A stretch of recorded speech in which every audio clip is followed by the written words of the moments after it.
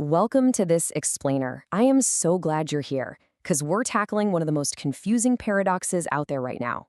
You turn on the news, right, and you hear the economy is just absolutely booming. But then you look around your neighborhood, or maybe you just check your own bank account, and you think, this doesn't feel like a boom. Today, we're going to bridge that gap.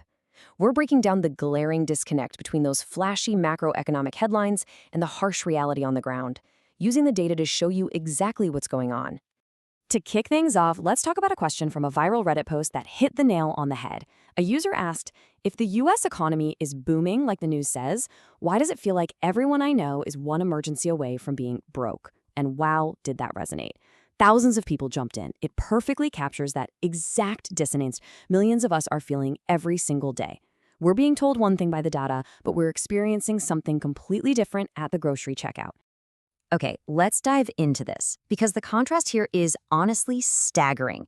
On paper, wealth is soaring. We're talking record highs for the stock market and gross domestic product. But then, on the flip side, consumer sentiment, how people actually feel about the economy, is lower than it was during the 2008 global financial crisis. It's even lower than during the pandemic lockdowns. I mean, how can paper wealth be so incredibly high while the everyday mood is just in the basement?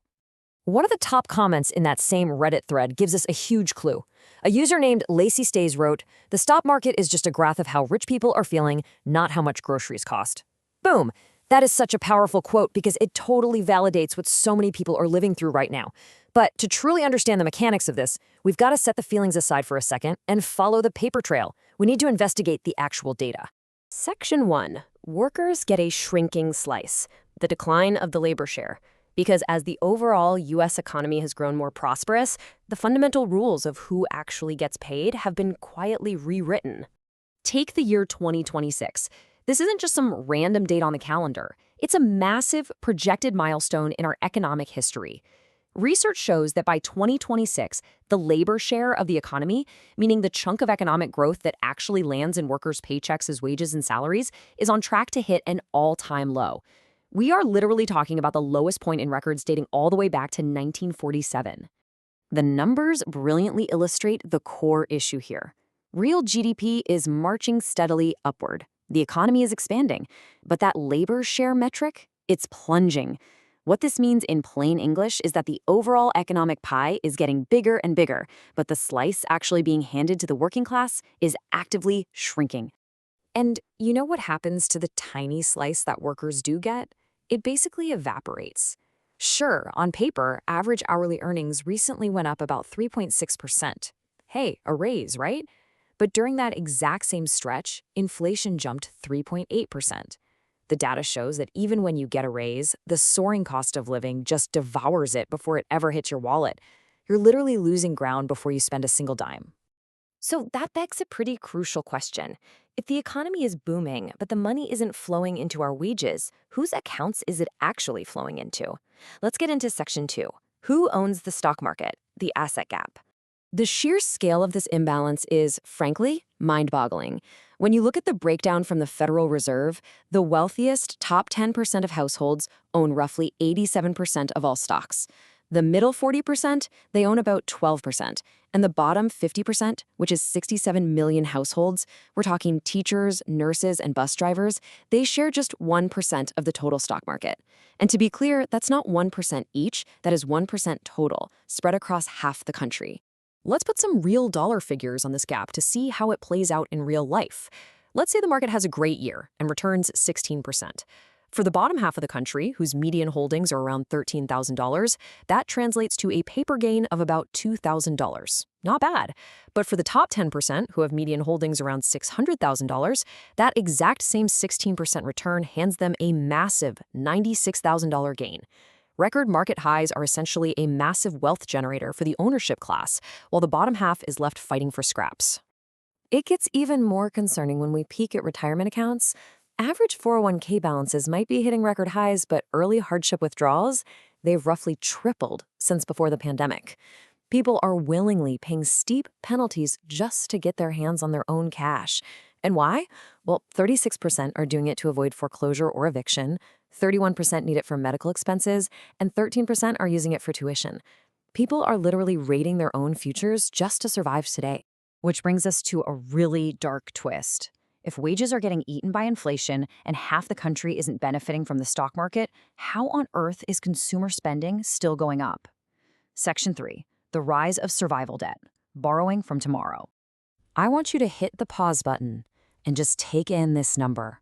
$1.25 trillion. That is the overwhelming, massive total of U.S. credit card debt currently outstanding.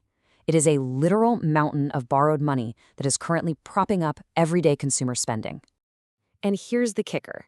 That debt is incredibly expensive. The average interest rate attached to that $1.25 trillion is now sitting at around 23%. This isn't just a bunch of wealthy people charging luxury goods to rack up free flights. The reality of who is trapped paying these punishing rates is a whole lot darker. It's led to this terrifying new term in the financial world: survival debt.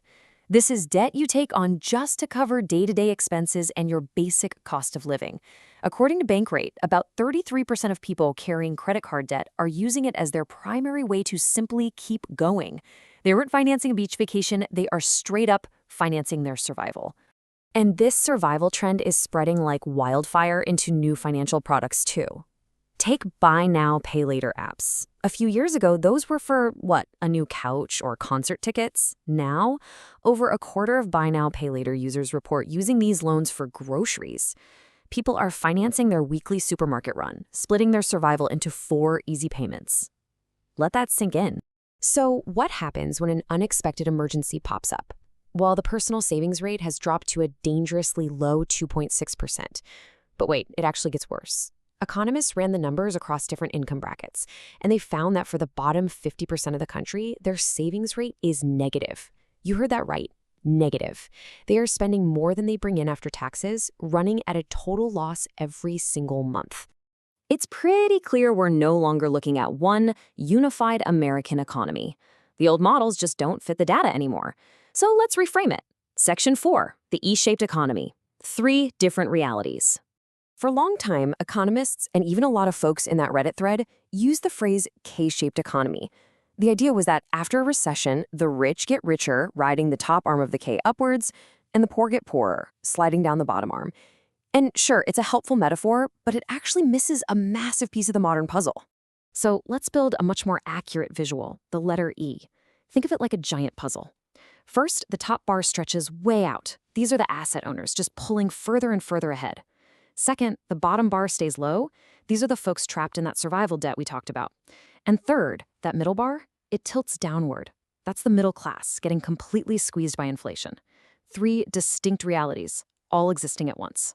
Let's walk through the final sobering numbers mapping right onto that E. The top 10% holds 68% of the wealth and over half the income. The middle 40% holds 29% of the wealth and about a third of the income. And that bottom 50% we keep talking about, they are left holding just 2.5% of the wealth and roughly 10% of the income. And you really need to pay attention to that tilted middle bar because it is quietly slipping. Economists are tracking a major shift in how people spend. The middle class is pulling their spending away from premium spots like Whole Foods and heavily migrating toward discount warehouses like Costco, Walmart, and Aldi. This is the group that has just a thin layer of financial breathing room, and they can feel it getting thinner by the day. So when we loop all the way back to that original Reddit post, the whole paradox makes perfect sense. The booming macroeconomic data, it's entirely real. The stock market really is at a record high. But those broke feelings, the crushing survival debt, the soaring grocery bills, those are entirely real too.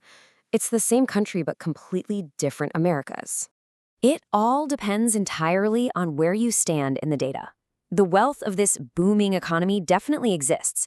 It just doesn't fall evenly. It lands in very specific accounts belonging to very specific people. So I'll leave you with a final thought to mull over as you look at your own financial landscape. Which bar of the E are you living on right now?